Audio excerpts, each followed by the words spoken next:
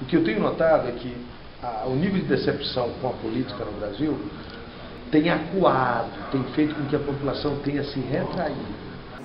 De política eu não entendo nada. Você nem que eu falar, que eu não entendo nada disso. A minha impressão é de que o ideal é que a sociedade participasse mais.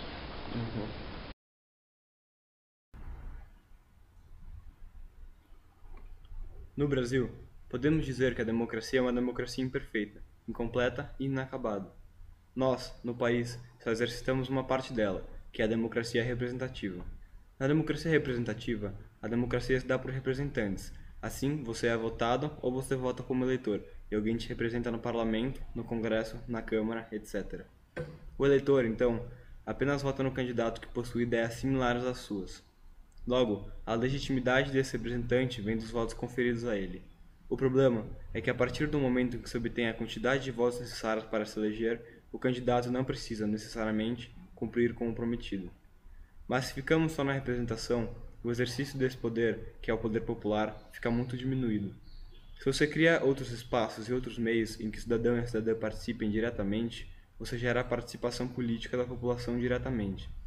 Por exemplo, quando a sociedade é convidada a se pronunciar num plebiscito, ou se a sociedade é convidada a votar em um referendo a favor ou contra um projeto que está sendo votado na casa, ou se a sociedade se junta e dá um número de assinaturas suficientes para encaminhar à Câmara ou ao Senado um projeto de lei de iniciativa popular. Isso são exercícios da democracia participativa. Quer dizer, tem a visão, do nosso ponto de vista incorreto, que a democracia direta compete com a democracia representativa.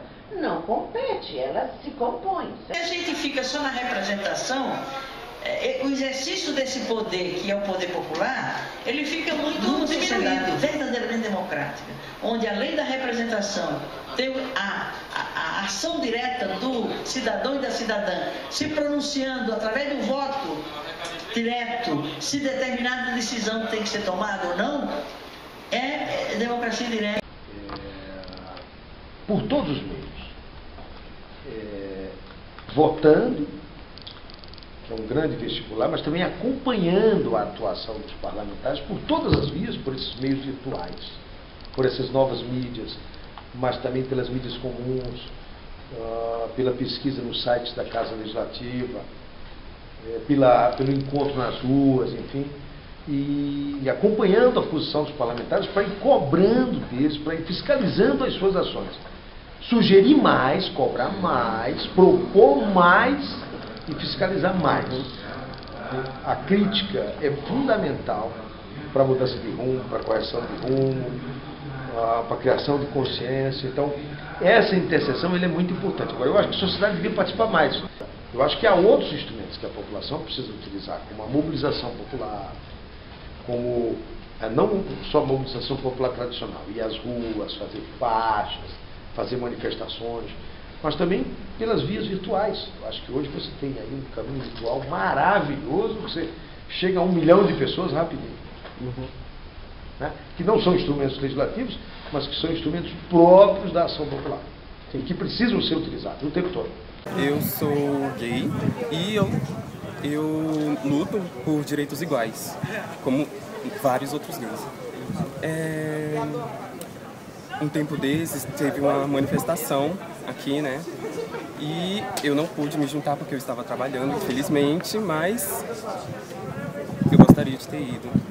Infelizmente não pude. E eu não acredito em guias, em heróis, em mágicos, eu acredito na sociedade organizada. O nosso trabalho é feito a partir da sociedade organizada. De protetores da água mineral Parque Nacional de Brasília. Você já foi no congresso? Falou como deputado, alguma coisa assim? Não, só com pessoas ligadas ao meio ambiente, mas fora do Congresso. A gente sempre tem contato fora do Congresso.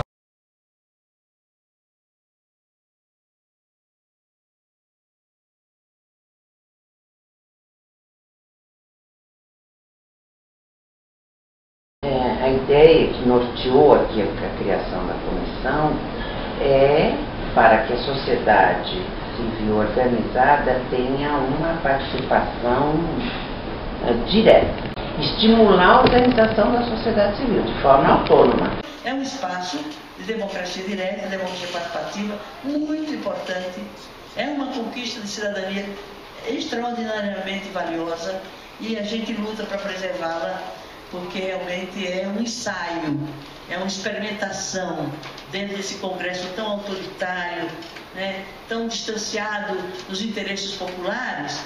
Tem um espaço de expressão. Se você sozinho ter uma ideia, você não consegue mandar para cá.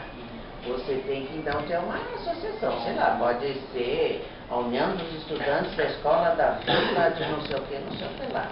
Registra em cartório, é simples. Portanto, é uma conquista democrática e que hoje, né, a gente luta para preservá-la e para ampliar seu poder. Porque tem muita gente aqui dentro, que felizmente não são a maioria, que acham assim, o povo já está representado aqui dentro pelos seus parlamentares. Então, tem alguma demanda? Procura um deputado e apresenta. Semanalmente a gente vai às cidades, debate com os núcleos da cidade. Nosso mandato ele é organizado por núcleos. Em cada cidade do DF nós temos um núcleo de apoio que vai às pessoas, e que me leva às pessoas e traz as pessoas até aqui. De maneira que essa interseção é muito importante. Eu acho que, por ser a capital do país, por ser, portanto, o centro de poder, Brasília acaba sendo um grande espelho nacional. Ela acaba sendo um grande exemplo. As coisas, quando ocorrem aqui, elas aparecem mais rápido em todos os lugares. Elas adquirem o status de exemplo. Seja negativo, seja positivo. Né? Então, quando nós lançamos a campanha para o fim da tarifa básica de telefonia aqui, acabamos, lamentavelmente, 8 anos depois, 7 anos depois, perdemos no STJ. Nós lançamos aqui, ela foi para todo o Brasil. Então, aquilo que é positivo, agora, aquilo que é negativo também, por exemplo, matéria de corrupção, nós tivemos um governador preso, isso acaba ficando muito ruim para a capital. Né? Então, a capital é um grande espelho. Agora, a Brasília é muito generosa. Ela recebe gente de todos os lugares. Eu mesmo vim do Ceará, há 30 anos atrás. Então, ela é muito generosa, ela acolhe todo mundo. E por isso ela também consegue produzir uma cultura que se parece com o nosso país, é bastante eclético. Isso é muito interessante e muito rico. Tem as duas partes. Tem no modo geral, menos, se envolve menos com política, mas a parte, né, mais em movimentos, não diretamente com a política. Né? As pessoas aqui têm uma certa restrição ao Congresso Nacional. Eu acho que uma série de coisas, uma série de dados facilitariam, como o acesso, como a proximidade por todos os meios de mídia, proximidade inclusive pessoal. Né? Então, em tese, nós teríamos por causa dessa proximidade, uma participação maior, em tese. Né? Tanto que as passeatas mais concentradas, não pelo número, não do ponto de vista da quantidade, mas do ponto de vista da qualidade, do ponto de vista da expressão nacional, elas acabam sendo primeiro feitas aqui. Né? Agora, tem um outro detalhe, que é o seguinte, talvez pela proximidade também, isso possa causar aqui e ali uma certa acomodação. E a distância em cidades cujo movimento é mais evolutivo, a economia não é tão baseada no serviço público, ela está em cima do trabalhador, como São Paulo, como Rio, como Belo Horizonte.